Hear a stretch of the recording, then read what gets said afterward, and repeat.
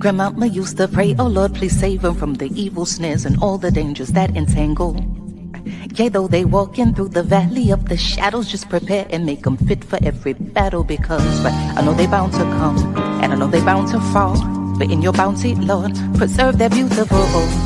Right, we still surviving off of grandma's prayers, surrounded by the jungle and the lion's den. Tread light, cause these traps is inconspicuous. They hide right in plain sight, thinking we don't see them when they linger. Look right beneath the surface, then leave a trail of corpses. Crisis, prices, your life a disposable commodity. Like living in a fantasy, conditioned to believe that the system even cares. Whether selling CDs or walking or driving or reading, look, they don't even need a reason. It's just you breathing and being black. When it's such a pretty fall, it don't seem like we falling at all, at all. It's just a GMO dream, where things are never really what they seem. Please cue the violins, tell them just to play me something pretty, cause this pretty city got me screaming bloody murder. It got me screaming. This gritty city got me on some. Look, get your hand up on my pocket. Distraction, so lazy they use the same tactics. Like condom with some trinkets, just don't let them get to thinking. That light bulb gets a blinking. You know niggas and ideas. Oh dear, my dear, you may not know me, but I know you very well. Foresight, they say hindsight is 2020. Well, tell me something, we gotta see that history is on repeat. And maybe it takes a beat and a melody to speak a little louder than the message in the clouds or the essence in the air. I swear, my God is just so clear that a system driven by fear can never give us nothing but more of the same things. Oh, when it's such a pretty fall, it don't seem like we falling at all. It's just a GMO dream, where things are never really what they seem. Please cue the violins, tell them just to play me something pretty, cause this gritty city got me screaming. It's murder. Got me screaming, got me. This gritty city got me on song.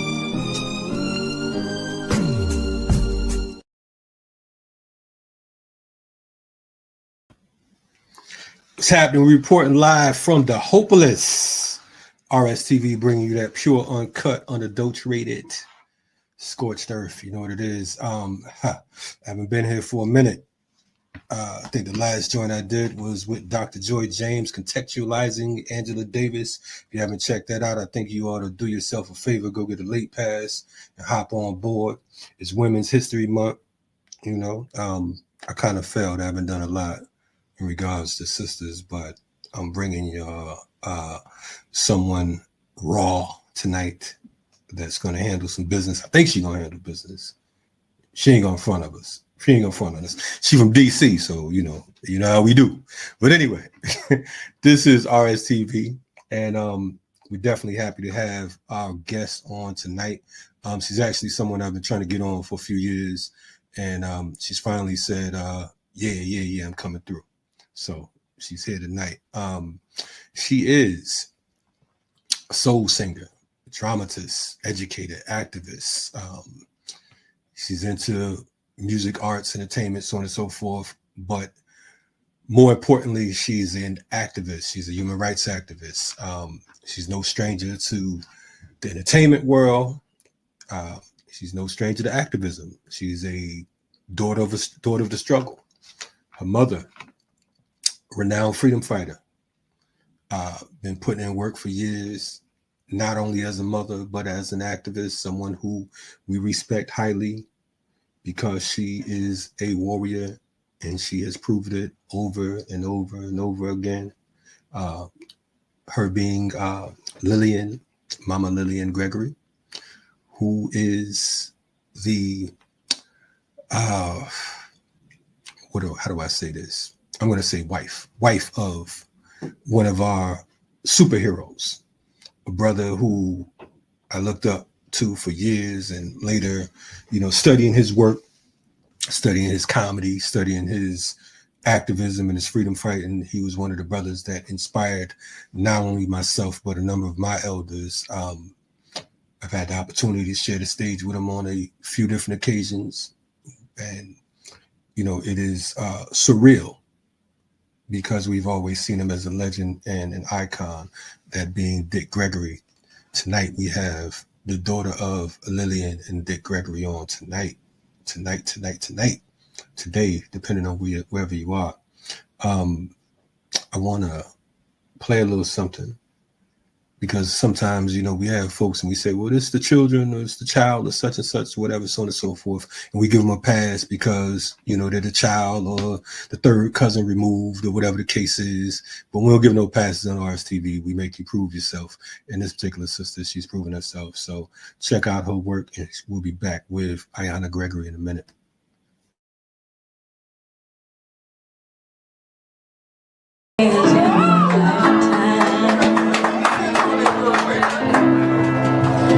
I've sung a lot of songs, I made some bad. Let it go. I've acted out my life in stages with 10,000 people watching, yeah. But we're alone now, and I'm singing this song to you. Hey. I know your image of me is what I hope to be. I've treated you unkindly, darling, can't you see? There's no one more important to me, baby, can't you see through me? 'Cause we're alone now, and I'm singing this song to you. You taught me precious secrets of a true love, withholding nothing. You came out in front when I was hiding. Now I'm so much better, and if my words don't come together, listen to the melody, 'cause my love is in there hiding.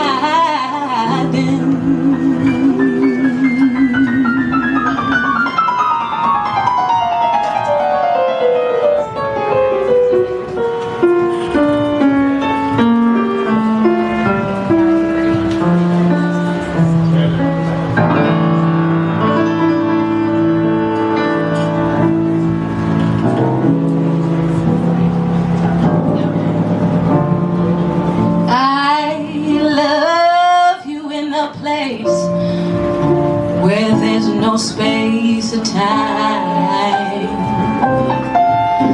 I love you for all my life. Come on now. You're a friend of mine. And when my life is over, remember when we were together. We were alone. I was singing this song to you. Sing the song.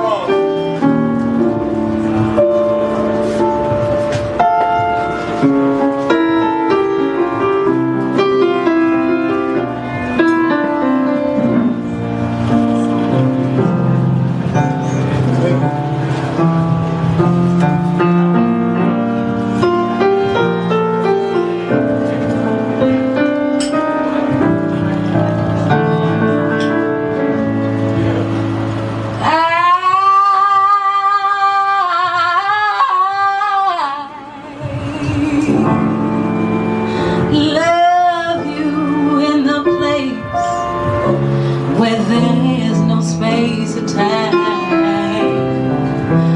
I love you for all my life. You're a friend of mine. And when my life is over, remember when we were together. We were alone and I was singing this song.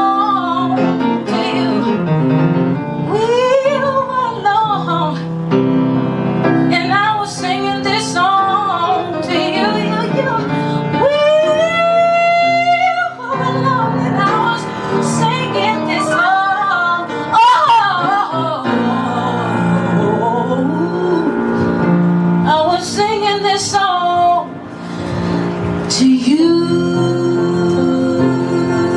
Sing the song, Ayanna.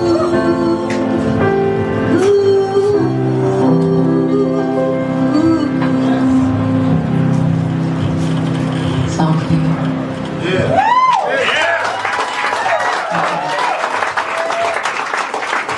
Love y'all.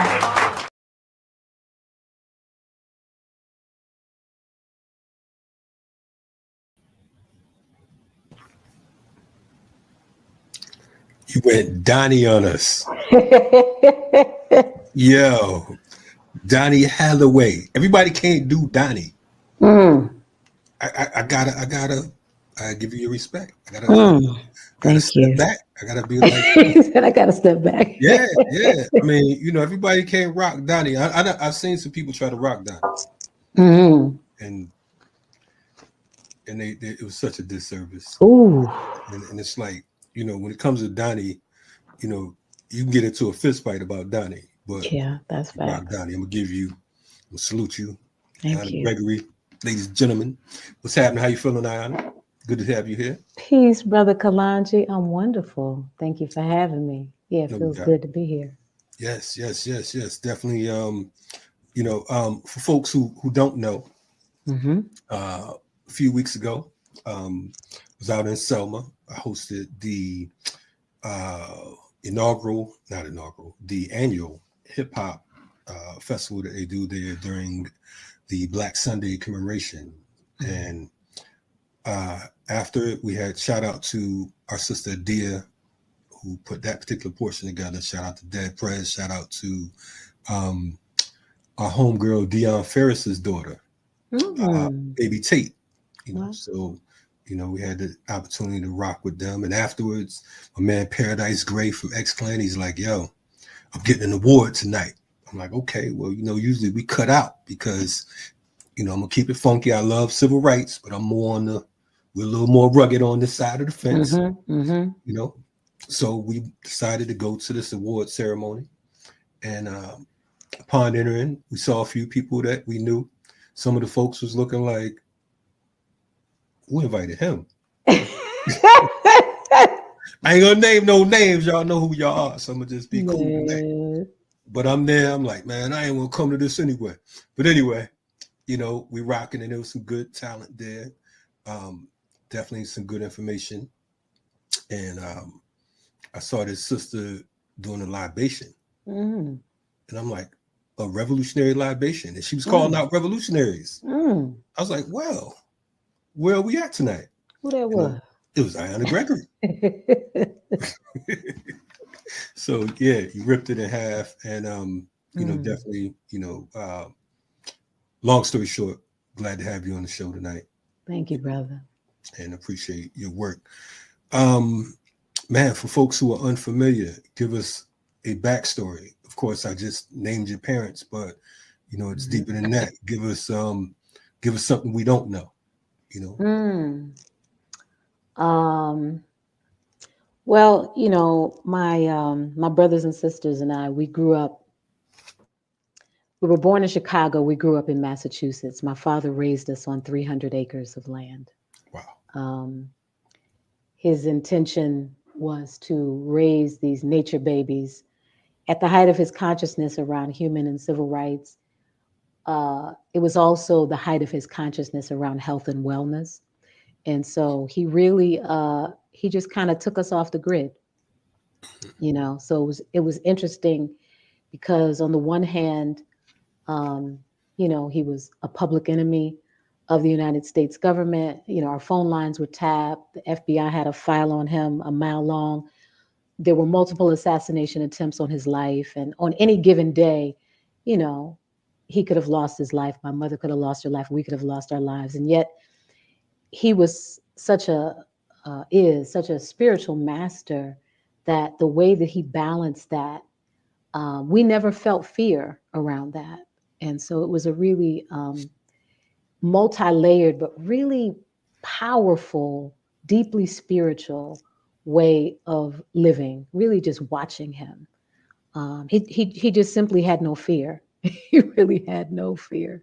So growing up with him was magical. You know, you never knew what was going to happen. There was never a dull moment. I could just tell so many stories, but ultimately, you know, I'm one of 10 children, really 11, because there were 11 of us born to Lillian and Dick Gregory. our older brother Richard passed away before I, way before I was born, right around the time that Medgar Evers was assassinated, and there's a whole story around that. But in any case, born to two powerful freedom fighters, and so I grew up in a very abnormal way in terms of fitting into the confines of this system. But I grew up in an incredibly extraordinary environment, surrounded by heavy hitters, surrounded by spiritual masters, and just warriors, fearless warriors for justice and liberation. So I kind of came into myself as an artist, because I didn't know, what is going to be my contribution. So I came into, my form of activism and liberation was really through the arts and through healing, doing healing work. And so that's kind of where I exist on this continuum of my mother and my father. So I do this work. I travel around the country. I travel around the world, and I work with young people. I don't have any biological children. I have lots of nieces and nephews, and I used to grieve that. I always thought I'd be married, I'd have children, and I'm not married, and I don't have any children. And there was a time where I was really very sad about that. And then I think, I realized that, well, all roads lead back home, baby girl. You are the common denominator here. But I say all that to say that in terms of working with young people, it's such a blessing that I get to be around and be inspired by and inspire young people all over the world, because I think, I'm a natural mother, like so many women are, whether they have physical children or not. We mamas, so I get to be a mama. I get to be Mama Ayanna in so many different ways. And so we're just out here, doing this work. And it feels good. It feels fulfilling. And I'm grateful. I'm grateful. Man, listen, I'm it's starting off on point. I mean, first of all, you talking the whole 300 acres. I mean, you just, that's something I didn't know, of course. But, I'm thinking back. You mentioned Medgar Evers, and I'm sure that Medgar was assassinated before you was born, before I was born. Yeah.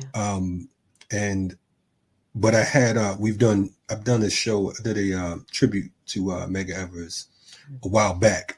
And I had some of his comrades on, and they spoke about your father. And in so many of these shows that I've had, the name Dick Gregory has come up, whether it's through, some of the comrades that I just mentioned, or the Last Poets, or Dhoruba Ben Wahad, or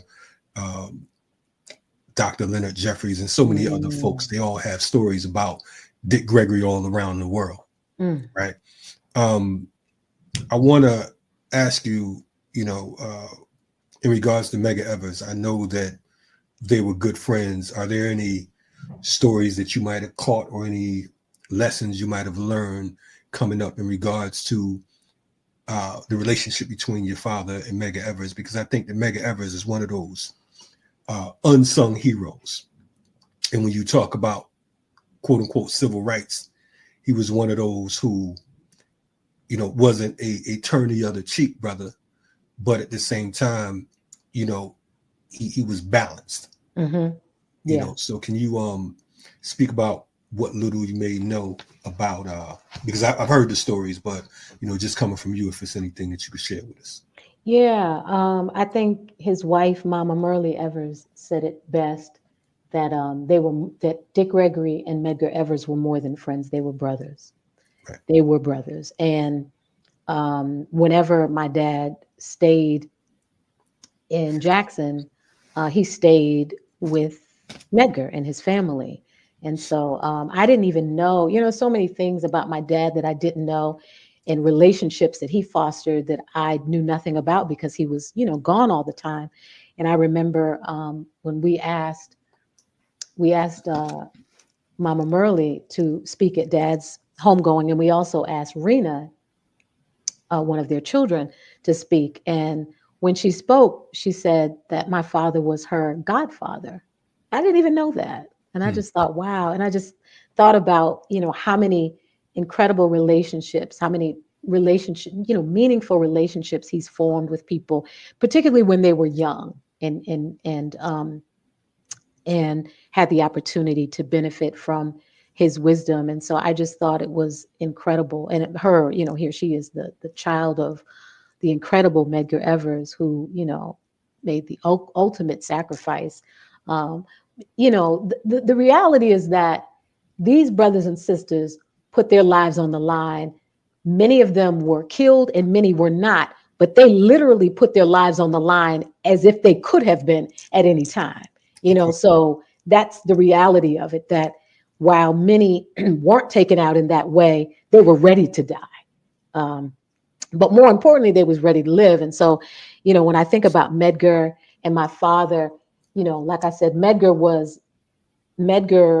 and Dad were really tight. They did this work in Mississippi. And really, Medgar is literally the reason that my father left Hollywood. Medgar, even before Dr. King, it was Medgar Evers that called my dad to come down to Jackson to be a part of voters registration demonstration.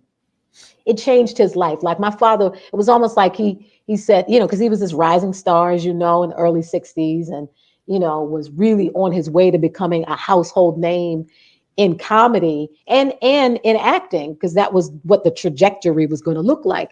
And when Medgar called him to come down, because of course at that time, we didn't have the internet, we didn't have cell phones, and wasn't no whole lot of cameras around when Black folks was catching hell. So the idea was, if we pull people who have notoriety and celebrity, it's going to bring some attention, it's going to bring some cameras. So my father really wasn't going down as an activist, he was an entertainer.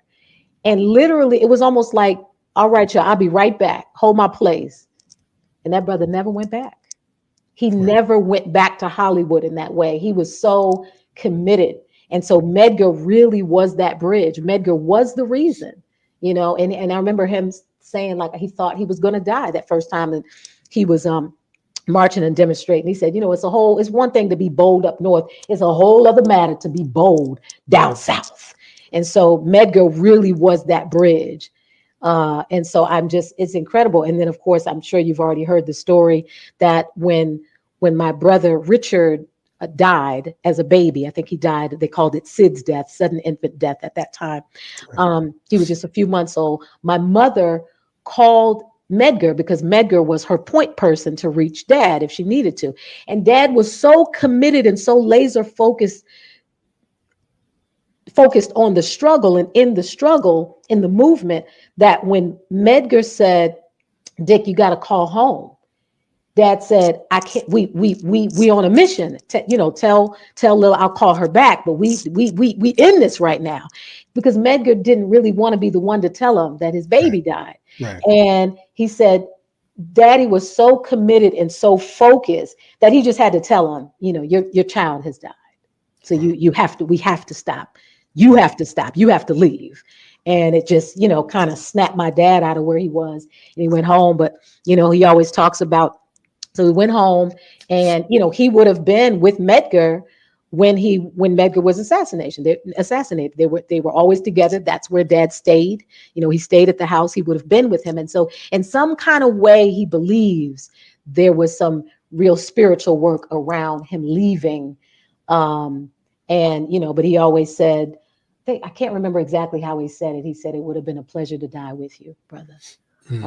But that was his brother. For real. And that was around the same time. How far do you know how far apart was that the death of your brother? Yes. So it was about maybe a week apart. Okay.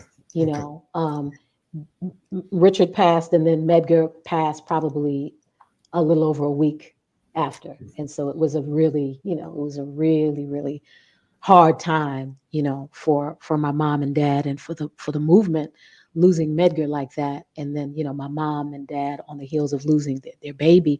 But it was that close. And so my dad has a really powerful story that he would tell around his belief around how and why everything played out in the way that it did, in some way feeling like the spirit of his son almost, I don't want to say sacrificed himself, but in some kind of a way, he feels like there was on a spiritual plane, there was a reason why he was, had to go home and then wasn't there when Medgar was murdered.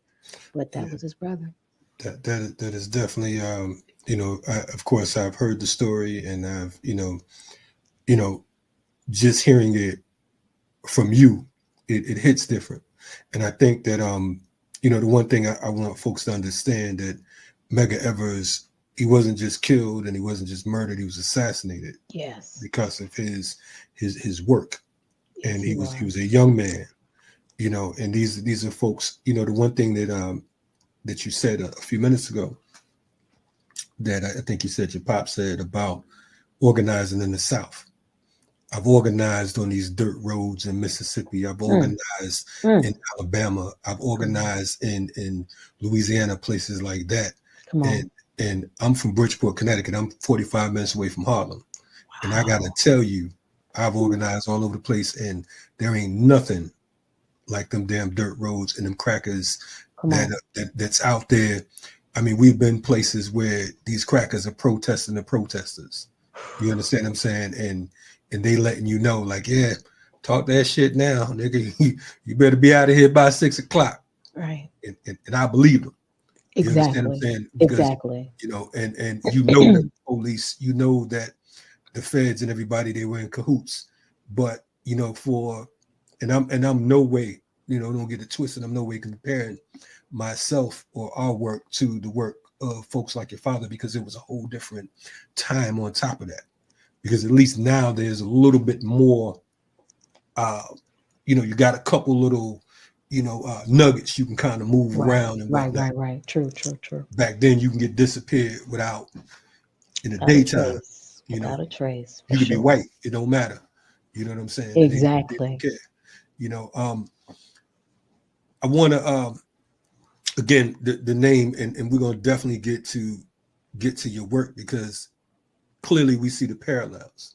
Mm. And I commend and applaud you, because there's so many different, again, I joked a little bit earlier about the children, right? Oftentimes you get folks who think that because they're from the same bloodline or the same pedigree, and it don't always end up that way. That's true. That's You understand what I'm facts. saying? No, So that's facts. yeah. But for you to stay on point and on task, again, we appreciate and we salute that. Mm. I think back to one of my OGs, Daruba. He talked about, I'd asked him, like, how did he get involved in movement? Because of course he's, BLA, Black Panther Party, all that type of stuff.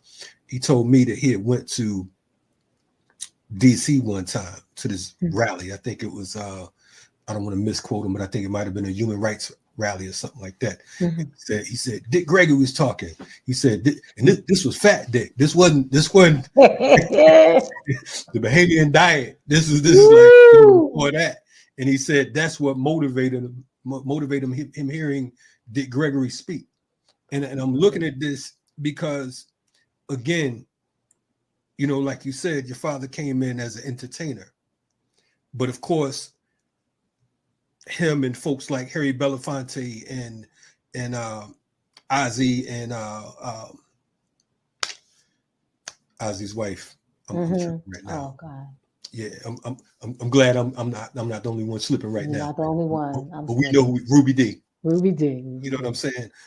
These are folks who, they understood that there is no entertainment for entertainment's sake. Ashe. They understood that the messengers come in all types of shapes, all types of sizes.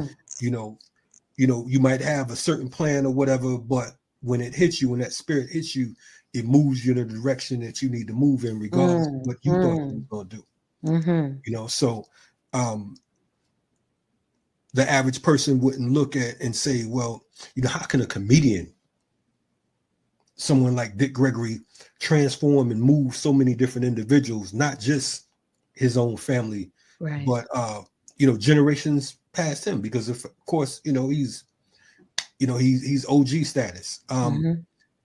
I want to ask you, because one of the things you talked about was one of the things that we often overlook, and I'm guilty of it myself, being a father, and that's not always being present. Yeah. When I may have been needed. Yeah. And then having to juggle and having your children and your mate and your family and your loved ones to a great extent struggle or suffer while we're trying to save the world. Right. How did that affect and impact you as a child coming up, as the daughter of Lillian and Dick Gregory? Because of course we look at it like, oh man, it must have been great and everything's cool, whatever, so on and so forth. But as a child, we don't always understand. And I can imagine, and I ain't trying to put no words in your mouth, but you know, share that with us if you don't mind. I think it was a sacrifice that I wasn't aware of, to be honest with you. You know, it's like when you only know one way, you kind of don't even know what the alternative is. So I think, you know, to be honest with you, there was a time when I was kind of embarrassed that I didn't know my father well when I was young. You know, we knew him, you know, he came home and sometimes we were on the road with him, but that was not the day to day. And so, you know, he could be gone for months at a time. And once I got into elementary school and I began to see other children with their fathers, their daddies, you know, I was like, I don't know if I have a daddy. I have a father who's an incredible human, but I didn't feel that level of closeness. I was like, Daddy, pick me up, you know? And I think it bothered me. I think there was a time in my life when it did bother me. But the reality is that we didn't really miss him when he was gone because he was gone so much. We never really, you know, it was just kind of like what we were used to. So I think it wasn't until I got older that I was able to reconcile some of those contrasting feelings of being in awe of him, being afraid of him, being inspired by him, and then also feeling close to him, you know. And when I say afraid of him, you know, we're talking about a man who, he was his own creature. I mean, there was nothing like him. Right. Really. I mean, really and truly. I mean, that's just not something to say, but when we really think about the combination that was Dick Gregory, I don't know nothing like him.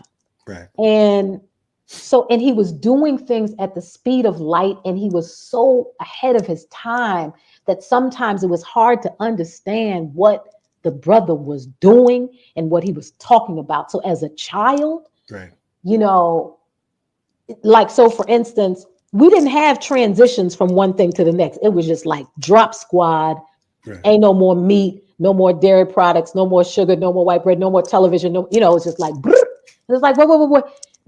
Is there an explanation? Do we have a cut? Nah, this is what we're doing now. Right. You know what I'm saying? And so on any given day, you didn't know what the day would look like if he was home or if you were on the road with him. You know, he was a wild card, only he was really in order with the universe. But from the outside looking in, it was just like, now we gotta, you know what I'm saying? So it was wild. You might come home and find all your toys in the trash and not know why. You right. might, he was teaching lessons that were just on next levels. And you figure that shit out years later, like, oh, Daddy was trying to show us, you know what I mean? Right. And so it was always lessons. Sometimes it was just not straightforward. And you just had to figure it out. It was a lot of prayer and meditation. We didn't go to church, you know, he rejected religion, but he was a very spiritual man. And so we prayed and meditated at home. And, you know, as I would say in my childhood, chanted strange things like I am and Om.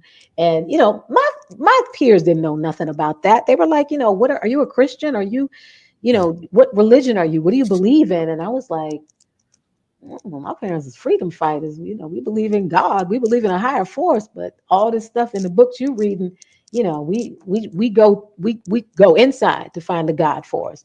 And so it was just a very so I think the sacrifices were not really known to me. You know what I mean? Like even the extent to which we were in danger, I don't think we fully understood.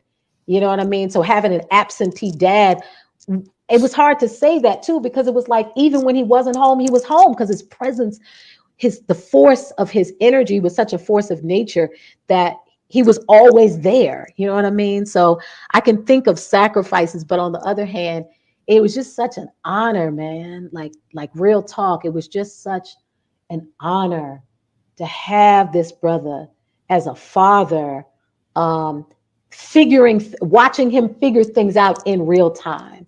You know what I mean? It was just incredible. But funny, you talk about funny moments, and not so much. I mean, okay, people would always say like, "Oh, is he funny all the time?" You know, real talk. I was scared of my dad. Like, look, my father never hit us. Right. I would much rather my mother, and she didn't spank us that much, but I would much rather her beat me. Not that she did, but then my father just get at the look, the wrath, the fire of Dick Gregory's just like, it's like, daddy, you know what I'm saying? So it was just like, we had so much, it was like God, and then it was like dad. I was like, but dad said we gotta do it, so you know we gotta do it.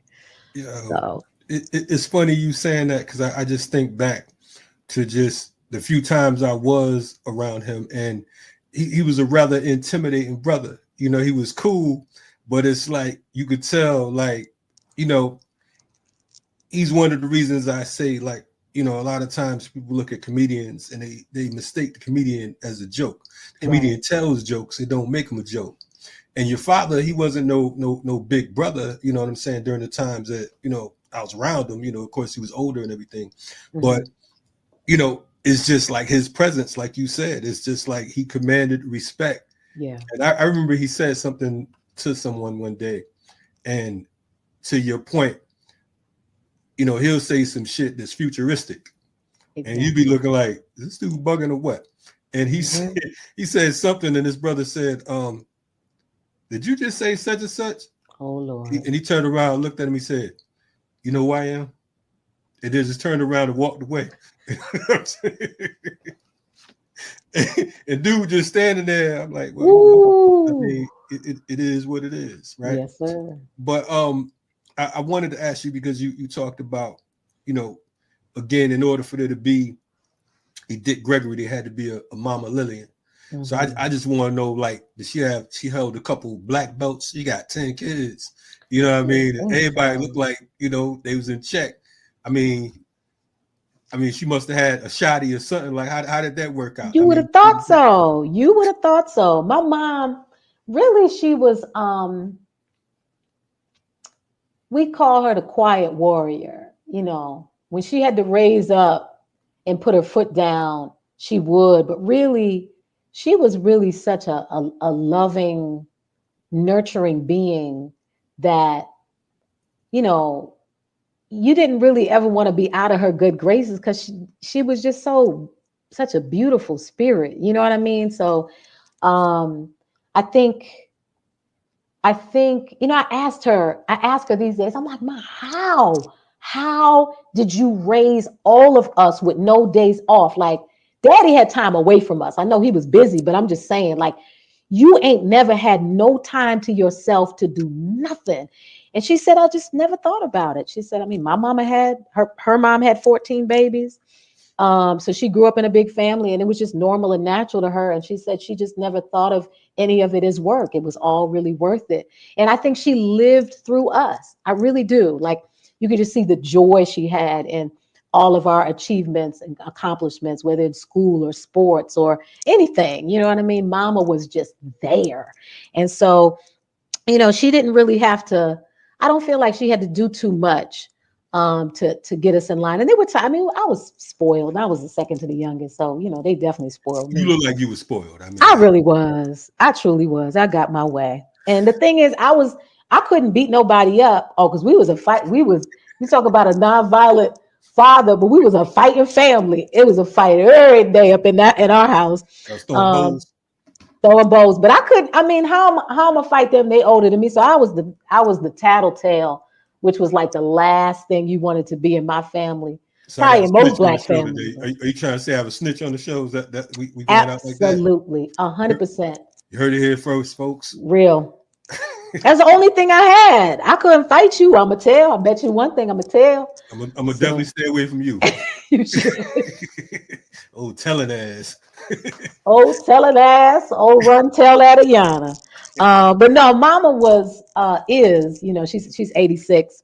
Wow. I'm a see her in a few days. I'm excited and but yeah, Mom is really just she mastered the art of making really difficult things look easy. Like even in the movement, times when, I did not know my mother was also on the front line in the way that my dad was, Right.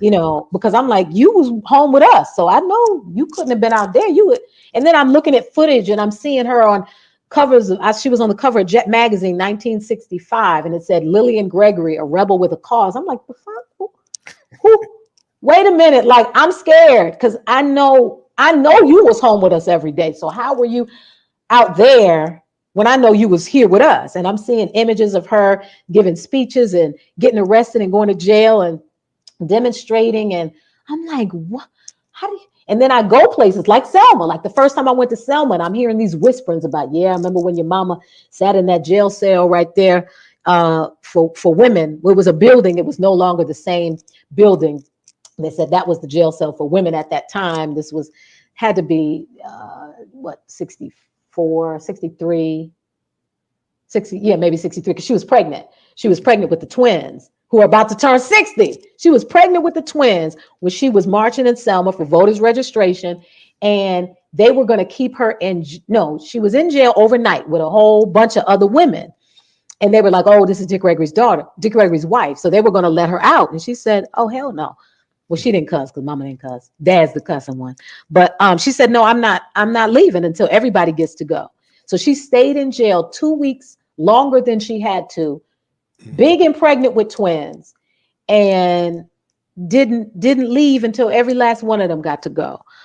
So that's just and yo, let me tell you, Mama, you talking about Mia Run Tell That? My mama, the opposite. She's a vault. So much of a vault that I didn't know the majority of the stuff that she did in the movement until other people, when I talk to the other foot soldiers and stuff, when I go down to some of they're like, oh yeah, I was in jail with your mama. And she was, and she just smiled and she just acted like, Mama just acted like nothing bothered her. And she has a high threshold for pain, like physical pain. She can just handle stuff.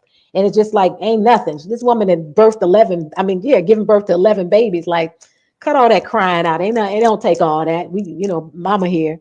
And so Mom is just, that's the last thing I'm gonna say about my mother. And it's a story that I tell in my play, Daughter of the Struggle, that in 1969, during the Vietnam War, my mother and father were in London and some friends of theirs gave them some footage of the My Lai massacre. And for those who don't know, this was footage of innocent men, women, and children being murdered by U.S. Army soldiers. Of course, we know the United States government knew full well, they was clearly knew and were trying to suppress it. And so Dad, there had already been multiple attempts on his life. And so he decided he gave the footage to my mother. And so my mother flew with that footage by herself because he went one way, she went another. And she flew from London to Paris, Paris to Montreal, Montreal to Toronto, Toronto to Chicago. 2 men followed her on every flight. She didn't eat because she knew she would have been poisoned. And I think the men even offered her candy. They sat behind her on every flight. Every flight she got on, they got on. She got on, they got on. And she said she had never been so scared in her life. But here's the thing, I wasn't born yet. Here's the thing. So my sisters who were home in Chicago, they just thought Mama was on vacation. All they knew is that she made it home on Sunday or Monday for Michelle's dance recital. Right. So you're talking about a quiet Black woman who, in bringing that footage into the country, forced the United States government to break the story because they didn't want Dick Gregory's family to break it. And this bit of footage that would be a part of the process of ending the Vietnam War, the fact that this Black woman that nobody even knew her name and she didn't even want you to, was a part of that trajectory of changing history in that way. And I think about not just her, but all of the Black women, the sisters, unsung, who laid it down. You know what I'm saying? Yeah. No, I mean, and like you said, without, and you know the wild thing, and I'm gonna go there a little bit, but the one thing that I've learned from being in our liberation movement is oftentimes the folks with the most popular name do the least, and those unknown are usually the focal motives. They're the ones who really, you know, the battery, and it's so many different women in particular. You know, I think back to to my godmother Fulani Suni Ali, may she rise in power. Folks like Sister Courage and Jerry Alghani, and so many others. But while we're on the story and the topic of women freedom fighters, we just lost a stalwart, a freedom fighter, another one who, when you talk about quote unquote civil rights, they make you respect their gangster. We talking about Mama Dory Ladner. So for folks who are not familiar, if you don't mind, please you know, give us some backstory on who Mama Dory Ladner is. And for the record, we will have Dr. Greg Carr on Friday, 8 p.m. And we'll be doing a tribute to her. But oh, good. Okay. Yeah. I'm sure I will not do her justice. But you know, she was born in Mississippi. Right on. And Hattiesburg, Mississippi, matter of in fact. Hattiesburg, Mississippi. That's right. And she jumped right into the struggle. She was a part of SNCC. And I remember her when I met her, because I didn't know her in my 20s, maybe not even 30s. I mean, I had always heard her name, but in terms of interacting with her, I don't think I really got the chance to be around her until maybe about 10, 15 years ago. And I remember her, you know, talking about her involvement in the movement, particularly, you know, down south and in Mississippi. And that's where she met Dad. And she was I think she was there when my father brought the 14,000 tons of food to Greenwood when they were trying to starve the people, to, you know, one of many horrific things that they were trying to do to the people to prevent Black people from registering to vote. But Dory was there. And that's what my dad would always say, and this would be such a loaded statement. She was there. She was there. You know, you want to know if you wanted, he said, everywhere I was, she was. So that should let you know how deep in the struggle, in the movement, Dory was. And my mom remembers her. And I remember when I had mentioned Dory Ladner's name, my mom just said, wait a minute, Dory Ladner. Yeah. And she said, she was there. You know what I'm saying? So I just, you know, without knowing a lot about her whole trajectory and her whole journey, I just know, you know, seeing those images of her in Mississippi as a young person, and her sister Joyce as well, just two powerful sisters. And so, you know, Dory, you know, I watched a couple of interviews with her as an elder. And I mean, she just ain't never stopped. Some folk, you know, and no judgment at all, but some folks were so traumatized by what they experienced in the 50s, in the 60s, and early 70s that they said, look, I done done my part. I'm out. Yeah. She never left. She never left. And just all the way to the end. And I mean, I don't even want to say the end, because as you said, rise in power. She just elevated. No doubt. So, you know, she's still working on the other side. We definitely appreciate you sharing that with us. And we're going to talk about you, but you just mentioned something that, you know, my audience ain't going to let just get away. You mentioned your father bringing 14,000 tons of food through Greenwood. Can you speak on that a little bit? Man. You said that in passing, like he brought a couple peanut butter and jelly sandwiches and fed a couple bums downtown Brooklyn. Can we I mean, tell us a little something about that, and then we're gonna skip over, because you've done justice as far as family, and we can go on and on in regards to that, because I know we haven't hit we haven't touched the tip. But yes. But yeah, I mean, if you So don't the mind. winter, I want to say it was the winter of 1963. Could have been 64, but I think it was maybe February 63. I could be off a little bit, but that winter, they said, was a particularly brutal winter down south. And, as we know, as Black folks were, trying to register to vote, and it wasn't even that, it was like, the interesting thing is whether the way that, white people, whether they were individual white people or the government itself, they would do their best to do these punitive things to everybody, to scare folks who weren't even involved, to say, if you even think about doing this, we gonna fuck you up too. And so that level of terror and that level of just brutality. So, they were trying to register Black folks to vote. Folks were losing their homes, losing their jobs, losing their lives. And one of the things that they said, oh, we're gonna starve out there was a population of the Black community in, I guess, in the quote unquote poorest areas in Greenwood, that counted on the commodities program, counted on having some type of government assistance for food and for clothing. And so the government intentionally withheld that.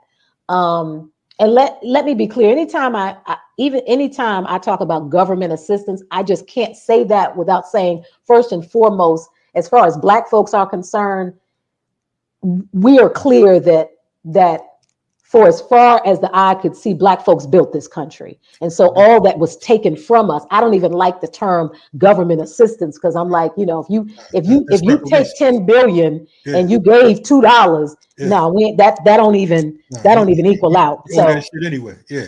Exactly. So in any case, the program was called the Commodities Program, where they would have a food surplus program and clothing for those communities. And so they said, no, we're going to withhold all that. And so the word went out around the country.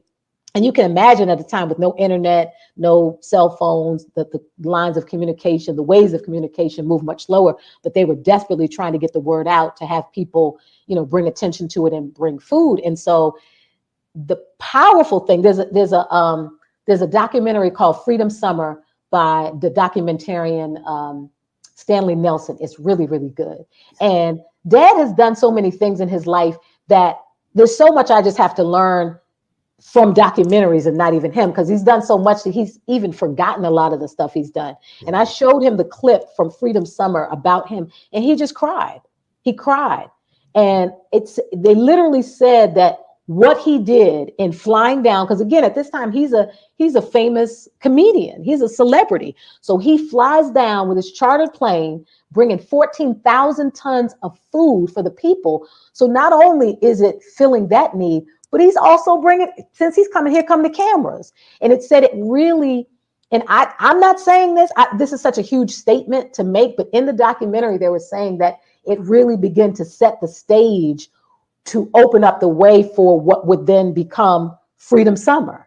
And so I was like, wow, because, one thing begets the next. And so the kind of attention that got, it went around the country and potentially around the world, people realizing like, damn, they doing that to the people. And so it was just such a powerful thing. And I think for the Mississippians to realize we're not alone, they were able to stand a little different, knowing that they weren't just going to die in the dark, And so I think that something shifted there when he brought that. And I don't think that was the only time he had done that. It was the first time. But I just say, you think about the rappers, and I don't even want to, because in the play, sometimes I bring that incident up, and I say, you got multi-millionaire entertainers who, love flossing their money and spending money on stupid shit. And you think about like, oh yeah, I'm thinking about any given, entertainer who on any given day could, charter their own plane or whether they're chartering a plane or have their own plane. Oh, we just go fly to Paris for lunch. And it's like, no, this brother was literally flying thousands of tons of food to the people. So it's like, if you want to flex on that. Yeah, you know what I'm saying? Like that really, it got me, because you got folks out here with the money, and he didn't even have it on that level. You know what I'm saying? But folks who have it on that level, and you doing dumb shit with what you got, and you are boasting about it as if there's anything valuable about what you're really doing with your time and your energy and your money. And it's just like, I can't speak for everybody else, but I know too much to even think about using what I have for something other than what it's supposed to be for the people. When I hear that, about a lot of these artists you're talking about, the line that comes to my head is ski mask wave with the ransom note. That's what it sounds like to me, because of the fact that you can just throw money away, literally. You making it rain, and down the street, 9 times out of 10 from where you're from, somebody's starving, somebody's being evicted. Exactly. So on and so forth. So many homeless, and we can go on and on for days and days on that. But just what you're talking about, I can't even imagine what 14,000 tons of food would even look like. I'm not even going to try to rack my brain mathematically. You know what I'm saying? We just going to say Dick Gregory was a G. You know what I'm saying? Dick Gregory was a G. And you living in his footsteps. Let's talk about you. All right.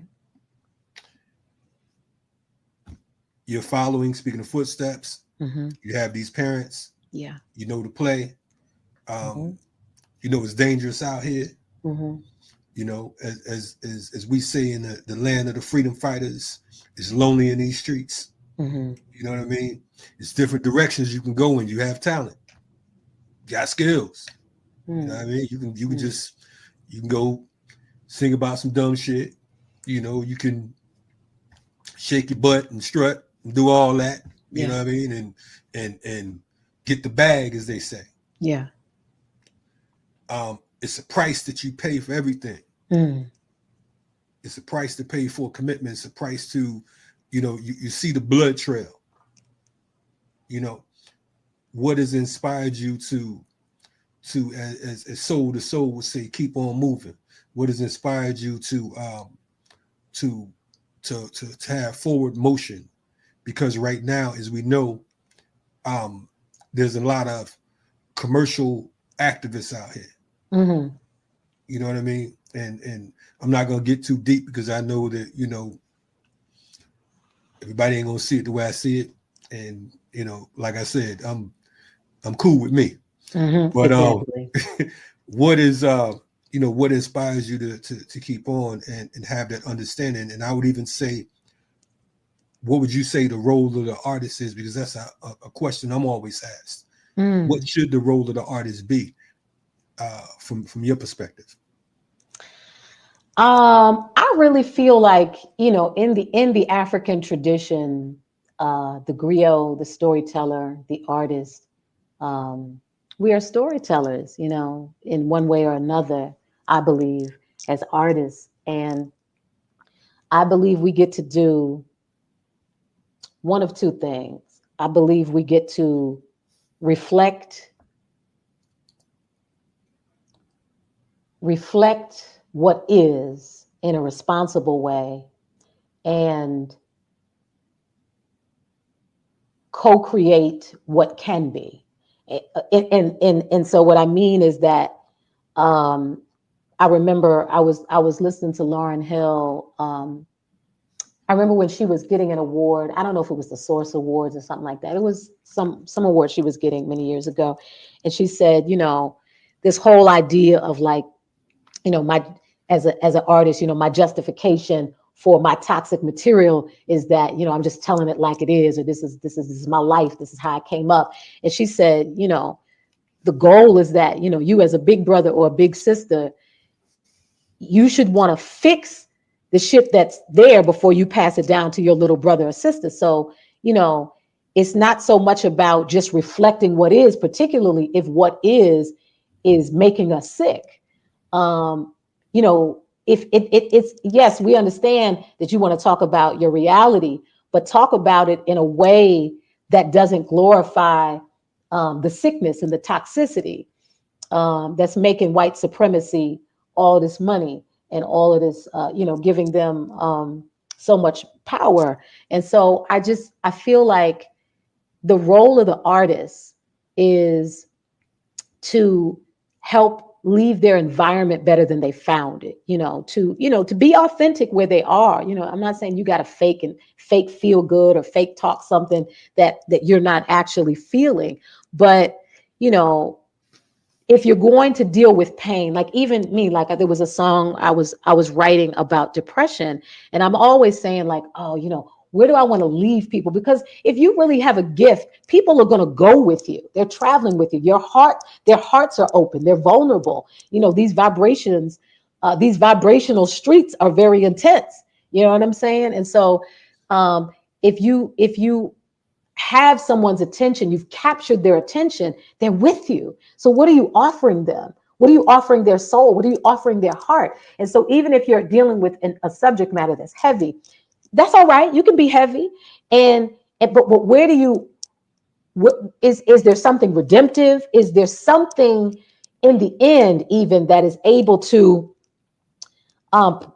give them a glimmer of hope? Is there something in that space that will give them some kind of healing balm? So for me, I know not everybody sees themselves as a healer. I believe that we all have the ability to be our own natural healers, when we just tap in. So I don't think I'm unique or special in that way. But I do recognize my power as a healer, as an artist. And so I just feel like, we have an opportunity to understand, like me as a singer, I'm very sensitive to sound frequency. And so there's certain things that I can't sing. My body won't even allow me to sing. There's certain things I can't listen to. My body will be my gauge to say, gatekeeping. Like, nope, that ain't for you. You're good on that. And so these frequencies, this energy, this vibration, the things we know that it's the unseen world that really controls the seen world. So whatever we see, just know there's something more powerful that we can't see. And so those entities, that's oftentimes the world that artists live in, those unseen energetic realms that could really lift you up or take you the fuck out.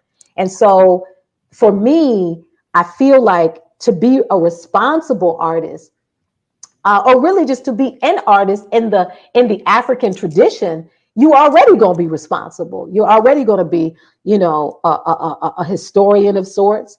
You're going to be a storyteller in the best of ways, and dream of things that perhaps we can't even see with our visual eye, but that, everything that we see on the planet was in somebody's vision, before it became a reality. So I think also the role of the artist is to co-create the next moment, whatever that next is, in a way that is life-giving,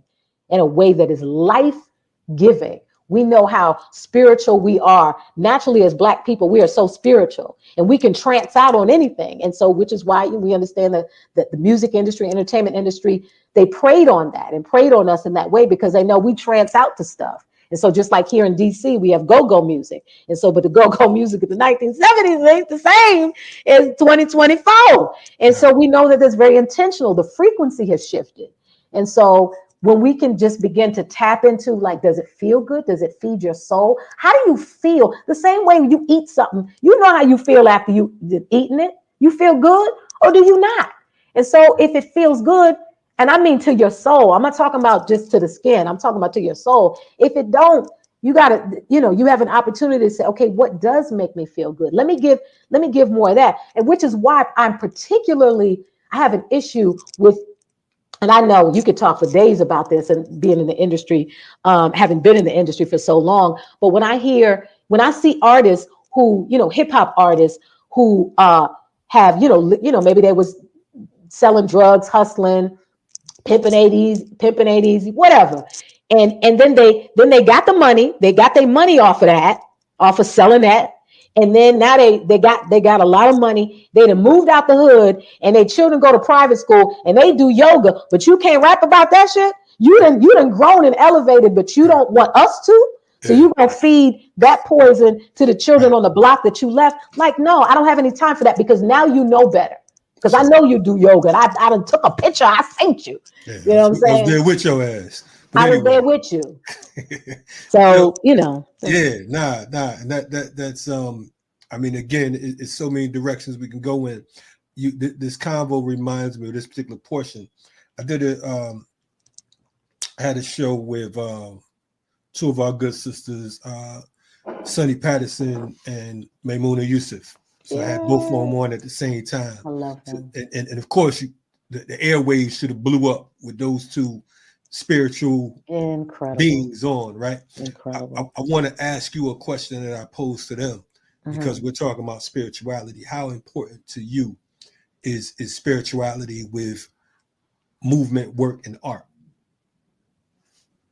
With movement, work, with work art. in the movement? Yes, and your art. Yes, your artwork. Right. It's really, really important. And let me say something about the movement, because oftentimes I feel like, because you can get exhausted and burnt out real quick in the movement, and because of this very physical reality, it can be easy to get caught up in that and not recognize the forces beyond that. Because if we don't recognize the forces beyond that, it can be easy to feel like we're losing. Sure. And so I think it's really important in the movement. And I talk about it with a lot of folks. I remember when George Floyd was murdered, and when his murder was seen all around the world, and the world just blew up and everybody took to the streets, it was one of the first times that I was not moved to march. And I was like, I'm not marching. Just listen, pay attention. What's calling me? What's calling me? I was like, no, I'm it felt weird, because I'm like, marching and demonstrating my whole life. But I was like, no, I'm not. Yeah. What is it for me now? And so I remember reaching out to who was then the lead of Black Lives Matter DC. She was the direct action lead. My sister Nene, Sister in the Struggle, she's now ahead of Harriet's Wildest Dreams, powerful on the ground organization in Washington, D.C. And, their motto is, we keep us safe. And so that's my comrade for real. But in any case, I said, Nene, tell me what y'all need, because I knew that I wasn't marching, but I knew that I needed to get to them folk. And so basically she said, we struggling, with so much going on. A lot of these young folks who've never marched in their lives, and they're, getting tear gas, they're getting beat up, they're getting thrown in jail, and, they're traumatized, a lot of them. And so I set up shop at one of the churches near the White House, near downtown, near what is now, Black Lives Matter Plaza. And so we, I just, I took all my spiritual tools. I had my Tibetan singing bowls and my speaker and my, my vibrational stuff, and images of my father and other powerful ancestors, and my candles and my sage. And I just set up camp. And it was a space that was specifically for Black people. And a lot of young folks came in, and they were hurting. They were traumatized, and they were also incredibly inspired, because they realized they had faced death and they won. But so all that to say, I was allowing them, I was taking them through guided meditations. I was, holding them as they were sobbing. I was, praying with them, praying for them. I was doing sound healing, vibrational healing with them. And so Nene and I, we talk about this, that oftentimes that's the piece that's missing. You so in the movement, so on the ground, so, ready and gully up, ready to go, that you forget, like there's a a space of grace, a space of rest, a space of prayer and meditation, of connecting with the one. Because sometimes we so used to struggling that we don't know how not to struggle. And we don't understand that sometimes it's ease and grace that's right here for us. But we so ready to, because if you're not careful, then you can bring that home. If you ready, and then it's like, okay, well, if you always in fight mode, that's not sustainable, and it's not healthy. So the spiritual piece in the movement is so important. Something just popped into my head. I was reading up on my dad, and when he brought the food down to Mississippi on the chartered plane, and I think this was, around the first time that he started coming down, when Medgar asked him to come down, and he was preaching in a church, and Dad didn't hold no cut cards, so I'm sure he was calling some folk, handkerchief head Negroes, and y'all scared if you scared, just, you know what I mean? Like, just, if we doing this work, then let's do this work. Don't be halfway, and so so they're in the church, and somebody, some white man threw a bomb in the church. It hadn't gone off. Threw the bomb, and everybody running for cover. My father's just standing there. He said, I know y'all Negroes ain't running. He said, if we're supposed to be like, if fear and God don't occupy the same space, if you're inside the house of God, how you gonna be scared? They on the outside. So at that point, a young brother picked up the bomb and threw it the fuck out the door, out the window. Wow. And so I was just like, that part, you know what I'm saying? Like, recognize you don't have to do this by yourself. And the fact that you are willing to do this work, the Most High, the creator of the universe, is going to give you extra protection in your work. Because I don't understand how protected my father was, other than I'm like, this brother clearly made a deal with the creator of the universe. Like, I know you got my back as long as I'm doing this, and I ain't looking back. I mean, I'm just like, how do you have this? I've seen some of the most incredible, unbelievable things right before my eyes. Like, how is he still here? How did that just happen? You know what I'm saying? There was a time when these cops came in on him, like 6 cops. And, he had his suit on because, especially in the movement, we was clean, Sharp as suited attack. up, sharp as attack, suited up. And, them cops was dirty. They're not only going to arrest you, they're going to beat you up. They're going to steal your wallet. They're going to, it was just the dirtiness of the energy itself. And so they came in on him. My mother was watching in horror as these cops came in. And she just said it looked like something out of a movie, almost like a cartoon where you just see dust. You just see a ball of bodies and dust.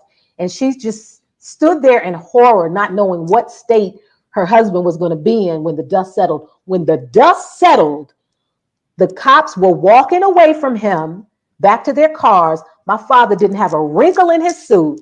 He bent over, picked up his wallet, put it back in his back pocket, and probably pimp walked over to the police car and got in the car on his time.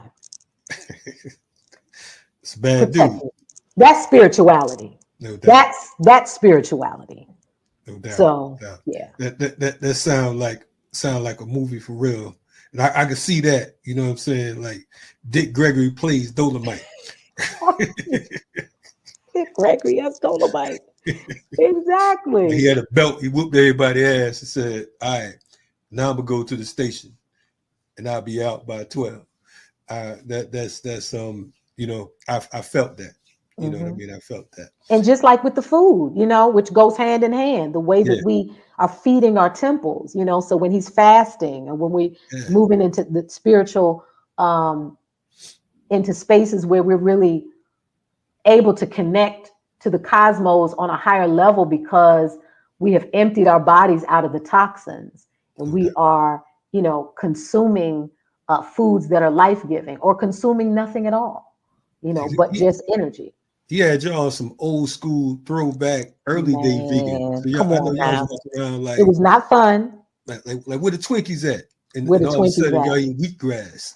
Nah, that's that's tell you some stories, man. Yeah. And he was definitely before his time because like you said, I remember seeing the whole, was it the Bahamian diet? What was the name of that joint? Yeah, the Bahamian diet. Yeah. Okay. Because I think I think my pops had some. It didn't work for him like it worked for Dick, though. Maybe he have no chance. But anyway, Man. nah. But I'm like, I don't think you taking them shakes right. But anyway, Exactly. on the real though, you know, again, your work right now, you have a one woman's play. You've been singing for years. When did you realize that you wanted to go that route? When did you realize that you wanted to be Mama Ayanna?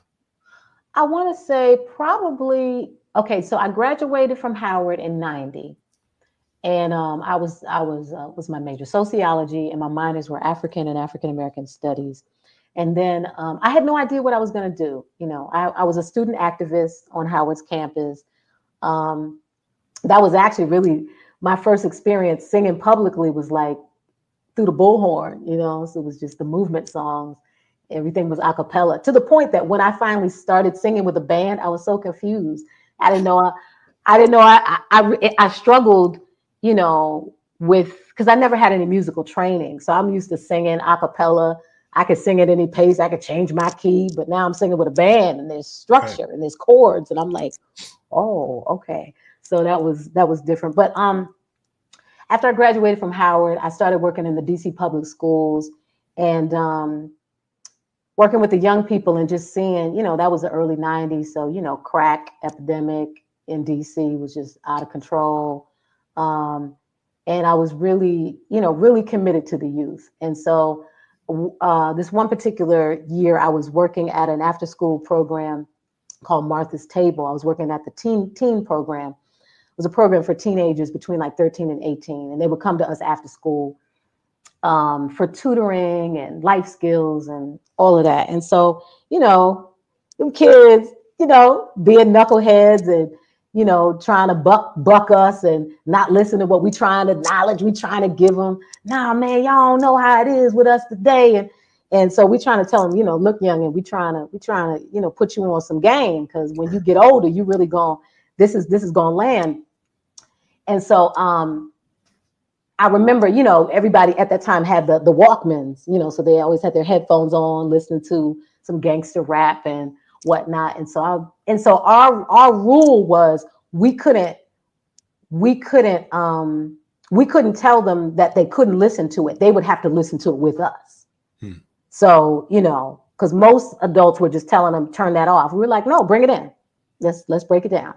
And so once we started to break the music down, they started, and we were just asking them questions, because we were like, you know, let them arrive at their own conclusions. We started to ask them questions about the music. Oh, well, tell us about the lyrics. Okay, so he's talking about all these things that he's doing. Is that what you're doing or what you want to do?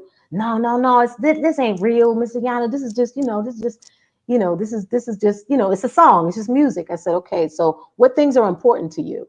And then, you know, well, my family, my friends, education, it's like, okay, well, show me the music that you're listening to that reflects that, you know, because everything that we've listened to thus far, there's a discrepancy. And, you know, you say you respect your sisters, your mothers, you respect me. And the way this brother's talking, he clearly doesn't respect women and doesn't respect himself. You respect you better than the people that you listen to. So how that work? And then not we, there's a brother named Tim Jones, and he was the director, one of the directors of the program, and he created a program called Crushed Ice, and created a hip hop group with the youth. And they started, you know, have the opportunity. First, they were just rapping about, you know, all the stuff they heard the gangster rappers talk about, and then they started rapping about real stuff. You know, my brother died, my dad's in jail, and not from the perspective of like I'm so hard, but like I'm hurting. Or, you know, I really do want to get an education. My goal, my dream is really this. And they started writing about those things, and it was just therapy and it was healing. So then I realized, man, if I can create music to get inside their headphones, I don't have to be so worried about trying to get the headphones off. You know, if I could just, you know, and so I started, they were like my guinea pigs. They were my experiment. I experimented my music on them for my first album, which came out in 2003. Which I worked on forever. It took forever to do that album. But there was young people always around. So I'll be like, what do y'all think about this? So my song Warriors Rise was definitely an ode to young people. And that's a song that my father joined me on in the studio. It's the only song we've actually done together. But trying to think, I haven't done that in a long time, but I want to give you some of the lyrics just to give you some context for the moment. This is a freedom song meant to go around the world. Critical time everywhere in the world. Wake up, cause we stand at war. Please ask yourself, what are you living for? So you say you're a no-limit soldier, but you're living off the lies that they told you about what and who you are. You ain't never been a thug, you was born a star. With all the ice and the platinum chains, I guess slavery has a new name. Willie Lynch gets to win again every time we hurt each other for material ends. Baby girl, your body not for show. The money he gives can't feed your soul. Don't you know you hold the world in your hands? So change the game, respect yourself, the world will follow. Warriors rise. I see the fire in your eyes. Take back your life, take back your life. Warriors rise. I see the fire in your eyes. Take back your life, take back your life. I wrote that for the children who I was working with at the time. That is super hard. And you just came out like I didn't even know you was gonna sing it. You just came out like you was talking. You just like he's like, yo, such. I'm like, oh shit. Me either. It just hit me. That is dope. And that right there that's true artistry when you don't have to, a lot of people, because usually on the show, you come on, I don't care who you are, you gotta do something. You know what I mean? So that's just that's tradition. Wow. And some folks they go into diva mode. Hold on, they gotta go through all that shit. Like, look, show only this long. You know what I mean? But you just came from nowhere. So definitely appreciate that. Tell us about this one woman show before you go. And we know you taking it on the road. Yes. Folks don't know I'm gonna be your new manager soon.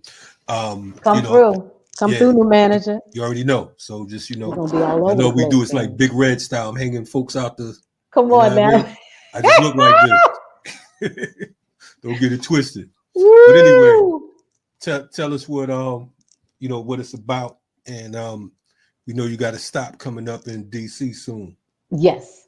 So Daughter of the Struggle is a one-woman play where I am singing songs and telling stories about what life was like growing up as a child of the civil rights and human rights movement. So I focus on my father, and I share stories about him that some may know or not know. I talk about my mother, because she is certainly an unsung hero and a mother of the movement that a lot of folks don't know a lot about. And so I share stories about her. And I sort of embody different characters, real life characters in my life. So I become like my sisters, Michelle and Lynn, who at 4 and 6 years old were marching against the racist education system in Chicago. At 4 and 6, thrown in a police car and put in jail. So I become them. I become my sister, Paula, who at 14 was marching in Greenwood, Mississippi. Shout out to Dory Ladner. And, just what it was like from the young people's perspective, to literally face death. At 14, my sister Paula saw her life flash before her eyes and say, like, I could die today. I'm 14, She, it's like on the one hand, you're a child, so there's fun aspects of the march. You marching and like, she was a track and field star. So there's moments where I'm acting like I'm, just playing with my sister and, cutting up a little bit. And then dad comes over like, hold up. This is serious business. It's about to get hectic. Like, let's pay attention. And then you realize there's a shift. Like, wait a minute. Oh, hold up. Wait. I'm seeing, I see the guns and I see, I realize it's real. So it's those stories. It's funny stories about, all the rules in our house coming up or 300 acres and sneaking food that daddy don't know about. And, so it's fun, it's funny, it's emotional, it's powerful. And a lot of it is from the perspective of us when we were young. So it's a beautiful piece for people from all generations to come to, because a lot of times the young people come and they're really moved by it by the stories, and then the elders are moved because they've lived it. So for them, oftentimes there's a lot of tears because they're seeing their own life. And sometimes what happens is that you have a grandmother who brings her granddaughter, but she never told her granddaughter her story. But now grandma's crying, and Alma's looking at grandma like, and grandma's like, I was there. And so now Alma got questions for grandma. Like, and so there's a part after the show is over, we do a Q&A where people ask questions, but sometimes people just have stories to share. And a lot of young people in the room learn things, not just from people they don't know, but people who they came with, who they just didn't know what their life was really like, you know? And so the play it's a powerful piece. And, you know, it also challenges us to ask ourselves where we are on this continuum of love, of freedom, liberation, and what that looks like for us. You know, it doesn't have to look like, it's not supposed to look like what it looked like exactly for our parents. You know, my father doesn't want me to do what he did. He wants me to do what I did, especially because he passed the baton to me and said, I done already done some things that you don't have to do. And so, you know, so it's that. So I'll be doing it this Saturday for those who are in the DMV, the DC area, or those who just want to come in from out of town. It's Saturday, March 23rd at 7 o'clock. And it's at a place called Leisure World, which is in Silver Spring. But if you go to I'm easy to find. If you go to my Facebook page, Ayanna Gregory, if you go to my Instagram page, you'll see all the information for it. But it's happening this Saturday, and God willing, you know, we'll be taking it around the country again very soon. I've done it in Jamaica. I've done parts of it in Ghana. But it's a gift that keeps giving, and it's also a way for me to stay connected to the living, breathing spirit that the world knows as Dick Gregory. No doubt, no doubt. Hey, listen, check the play out if you're in Silver Springs or in that DMV area. Otherwise, you'll catch it somewhere around the world soon. You know, thank you for coming on and joining us today, Ayanna. Thank you, it's been a long time coming. Mm-hmm. Been like 12, 13 years, like, you know, but it's all good. I ain't even know. we good though. It's cool now though. But look, I'm gonna be on every week now. Make up for it. Let me stop. Every week, watch out. Anyway, but yeah, no, for sure. You know, definitely welcome to come back on. We're looking forward to some of your new work, some of the projects coming up. Okay. You know, and you know, we're gonna see you soon for sure. Definitely, folks. Again, check out the show this Saturday, March 23rd. What's the name of the spot again? It's called Leisure World, and it's in Silver Spring. Okay, yes. Check it out. Check out some of her music. You know, as you can see, it's dope. So, you know, stay tuned. Can I mention one more thing? Please do. The last song that I released, which was a collaborative project with myself, Mark Thompson, and Common Hymnal Choir, it was called Ceasefire. And, you know, I have been deeply, deeply affected by the ongoing genocide happening in Palestine, as well as in Congo and Sudan and other places. But this particular song, Ceasefire, is the last song that I released, and it was, again, in collaboration. So there's a song called Ceasefire. We did a beautiful video for it, and a lot of people from all over the country are in that video with me. But yeah, this work, my daddy taught me that, you know, this work expands far beyond our neighborhood, our country. It's global, it's planetary, and white supremacy is falling. It's on its last legs.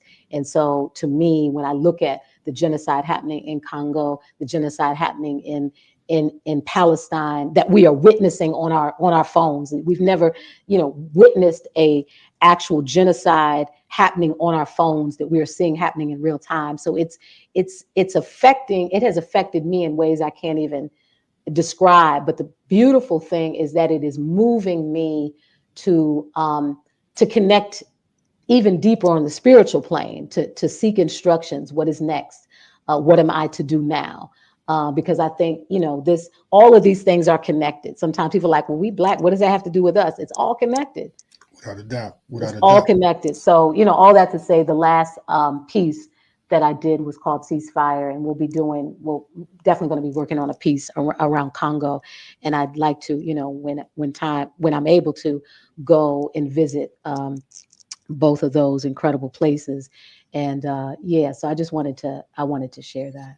No doubt. And there's a video out, you said, correct? Yeah, it's called Ceasefire. Ceasefire. Go to YouTube, check it out. Indeed, we're looking forward to having you back on, Ayanna, and we're going to keep our finger on the pulse of what's going on. Keep on doing what you do. And, we're going to win in spite of ourselves. Yes, indeed. This is RSTV. I want to also shout out our organization, FTP Movement. This is the 20-year anniversary. Will be June 9th. Wow. As you can see from the ticker on the bottom, we will be having the FTP 20 Hip Hop Martial Arts and Activism Conference during Black August, the 16th, 17th, 18th of August, right here in Atlanta. Hopefully we could bring you down, Ayanna, as well, to join us. Yeah, let's talk about that. Yeah. We are working on a number of different things, including our documentary will drop on October 9th, on June 9th. Organizing is a new cool. We have a few other projects coming up. We have a mixtape that will be dropping on the 9th of June as well. It will be hosted by our good brother Mike Flo, who's the DJ for Dead Prez. And we have a number of different artists that will be joining us and collaborating. So make sure. It's fire. Yes. Stay tuned. Incredible. Matter of fact, what I'm going to do is I'm going to close us out with one of our songs. Come on. Rafta Siafu. Ayanna, we'll talk to you in a minute. Rafta Siafu. Here we go. Thank you, brother. Yeah. May appear a confusing blur of activity, each ant doing its own thing, but it can't be. Somehow the ants coordinate their actions so that large insects are overwhelmed, killed and carried back to the base. Peers is dying and my people are suffering. The money's still low, you should see how they budgeting. Watch what comes out your mouth. People are suffering. It's elementary, they want us all gone eventually. Peers is dying, people are suffering. The money's still low, you should see how they budgeting. Peers is dying and my people are suffering. Cause the money's still low, they want us all gone eventually. I swear to God, living in this economy's like a robbery. The government taxing me when they owe me for my property. You niggas act like you happy to live in poverty. When I feel like a king, they gotta make these fools acknowledge me. I'm royalty and loyal to the feeling of it. The contrast make it look thuggish. We talk, walk, and look rugged. Naturally, nothing sad to see. We all a part of this tragedy. I'm mad at you, so why you mad at me? We headed for the times of the 9. Watch out, 6. Sun cycle on the rise, moon cycle out the mix. Living on this planet of the snakes and the crucifix. Pardon yourself as I unk my way through, marching with my A-boom boom, making my debut. Like great balls of fire, nothing could save you. In these replenishing times, I honor my dead, making my ancestors proud when it's off with your head. Does my pencil possess potential to change mentals? Yes. Sure what you can in this pack with the essential less. What is essential to keep it as sharp as a pencil? Yes. What is essential to keep it like a temple? Blast, alter the temple, keeping the beat simple and fresh. While they whimper and rest, I'm intuition like the simplest gas. Into tradition, I'm on a mission until I transition to give the up and coming a better existence. I seen a beggar scorn reaching for a point or two. The older we get, it switches up the point of view. And they anointed you, leader of the free world. Desolate minds refined to the B-girl. The most benevolent is evident who I be. Graffiti on the wall, the crew, Drew Ali. Zoo to our key, shifting on the paradigm. Raise the vibration, then go prepare the mind. Define magnificent red gem, dig deep. The omnipotent, all-seeing, I just speak the game plan. I pray for niggas, amen. Fat Sharpie, spray can, I'm made man. The suede vans, no street skate, no beat taking. For Pete's sake, he's the beats quaking, the scene shaking. No mistaking, the ants conquer the elephants. FTP, RBG, the rest develop.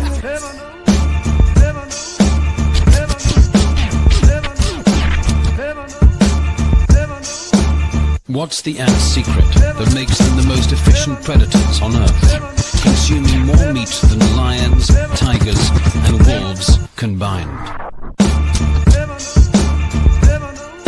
I'm way medicated, puff lying, lace sedated, and stay dedicated to culture that created the essence of the lessons now delivered in my presence. Kalonji calls upon me, so now I pose the question: how is it that the blacks came in whips and chains, having nothing else to lose and everything to gain? Now niggas entertain for some whips and chains, a white dame and some pain. Is that shit not strange? Kinda hard holding down your dreams when you blacking in America with institutions set to bury you 6 feet underneath dirt, a debt deep. Disciples psychological when making those ends meet and needs be. A hand feeds the other teasers. Gather thoughts, grab the Gatling for good reason. In between success, devil's greed, a pine box, a mind jogs elusive. And why I come off and camouflage, can't say cloth. Eating lentils and vegetable broth, but I ain't never been soft. Beating the loss of forsaken by any cost, bones aching, working hard, trying to bring home the turkey bacon, breaking laws of gravity. Fuck with the family and watch me savagely crush craniums and chest cavities to pray for the casualties. Cause my anatomy is naturally, casually composed. This is self-construction for the soul. I'm black dynamite, I'll blast you with my nitros. Spit a dope piece with a gold piece in a booth with 5 disciples. We channeling boot mind, the revolution sparker. With 8 bars, cigar smoking some dark room on the altar. Watch the daughter work a mojo, walk the stage without a hype name. Electric verses turn the great crowd into light rain. Flood psyches with an ill beat, it's a brain food that's got hot. Fly wisdom, called saucy, the enlightener, that's side rock. 2012 and times are different yet the same. Nowadays the number of prisoners behind the cage outnumber amounts of those enslaved during the trades and shit. We killing ourselves over what set you claim. Getting shot instead of hang. Nothing changed for the better except the cheddar of corporate profit to gain. The more money in pockets, the more people in chains. Unite niggas who bang, destroy their main aim. It's all connected, form a web like Anansi. It's the people, Siafu is the army. Start a top contender, oil plots a new agenda. They even breathe on the track, sucker and food for dinner. All that garbage I penning, this right here's the ending. Words the venom, getting them wrapped in Egyptian linen. Coming for head, this rapper, Kali will shake the rafters. Only things getting after, walking natural disaster. Rapture.